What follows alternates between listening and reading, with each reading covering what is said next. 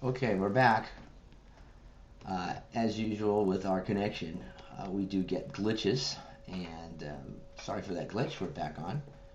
Do have to keep an eye out on the computer that has the actual application on it to see when it glitches like that and reconnect. Anyway, tall tree, birds eating the nectarine, something like 3/4 or more of the fruit gone because of birds. What can this gentleman do? He's already tried the mylar strips.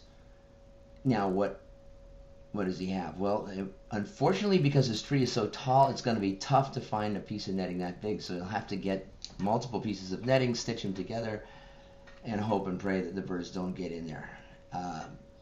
That's really tough. Another thing that's a good idea is if you have fruit trees like peaches, stone fruit, peaches, nectarine, keep that tree less than 10 feet tall. And this helps for a couple of reasons. One, all the fruit is reachable by hand. You don't have to risk your life and your neck getting fruit. And of course, number two, you can wrap a bird netting around it without having to spend an inordinate amount on a large piece.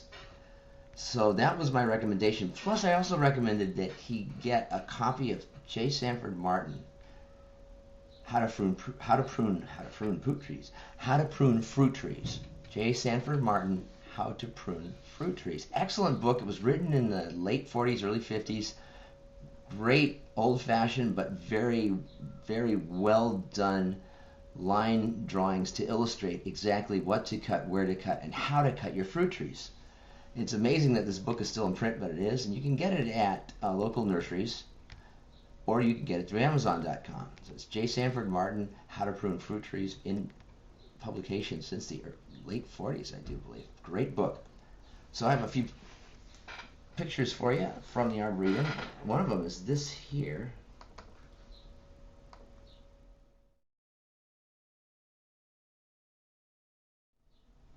I came across this turtle on the lawn across from the historic section. It's that little triangle of lawn between the historic section and the Callum Garden area, the Meadowbrook area. And here was a turtle just sitting on the grass with this kind of excavation near its rear end. Well, it turns out this is what they do when they lay eggs. They excavate some soil, they lay eggs. So you have, this is a red-eared slider, and this red-eared slider, obviously a female, is laying eggs right there in our lawn.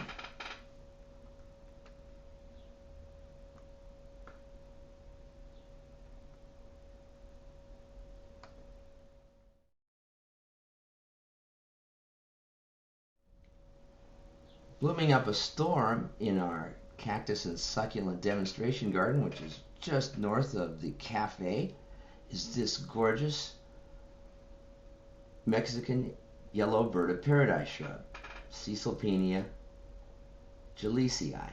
Caesalpinia gillisii. Actually, it's not Mexican. I take that back. It's from Argentina and Uruguay. Looks a lot like the Mexican bird of paradise. This yellow bird of paradise shrub, blooming up a storm, very good low water use plant. Let me show you a close-up of the bloom.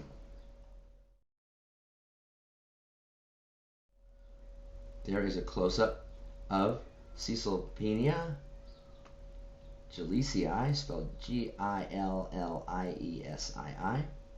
the yellow bird paradise shrub, native to Uruguay and Argentina. In the Callum section, there's several trees blooming up a storm, including this one.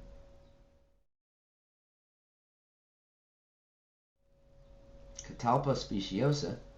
Catalpa trees are flowering trees from the east coast of the United States, east and southeast. Beautiful trees in full bloom. Catalpas are deciduous trees too, by the way, and interestingly, they are used as street trees in Southern California. There's a cross between a Chalopsis, which is a desert relative of the Catalpa. It's in the Bignoniaceae family.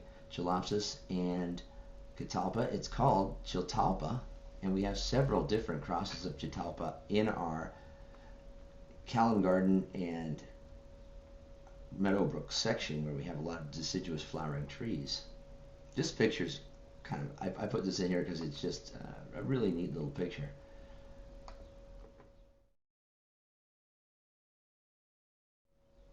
Here we have an Arboretum patron taking his or her stroll underneath a jacaranda tree and in total harmony with the jacaranda.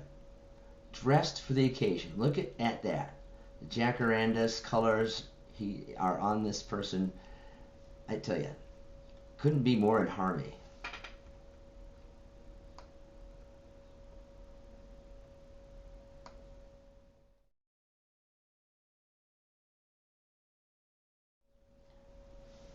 I had the privilege of taking some pictures of the volunteers that we have that fashion the succulent wreaths that you see for sale at the gift store. They call themselves a creative plant design group. And what they do is they recycle and reuse different materials to produce these beautiful wreath-like planters. They have all kinds of different succulents in them. And before I kind of mess up the explanation, let me just show you in pictures what these things look like.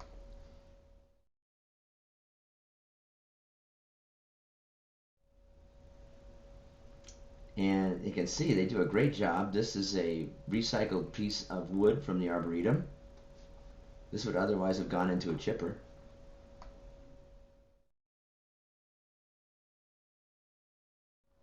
These are made from recycled pieces of bamboo, again from the Arboretum.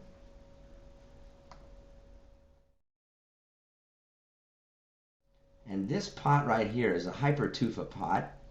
Hypertufa is a type of pottery that is made from a special kind of concrete that you can mix up yourself. We have classes here. Steve Garisher gives classes to show you how to make the hypertufa.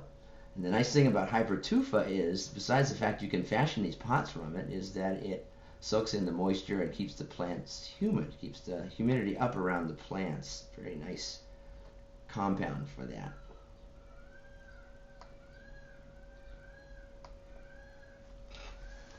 Anyway, that's it for today's Questionable Botanist. If you have a question for me, give me a call at 626-821-3236, or you can go to arboretum.org, arboretum.org, and on the right-hand side you'll see a little click box to ask plant questions. You can put your plant questions in there and your email, and I will answer those questions, and they might even end up here on this show, The Questionable Botanist. Well, that's it for me today.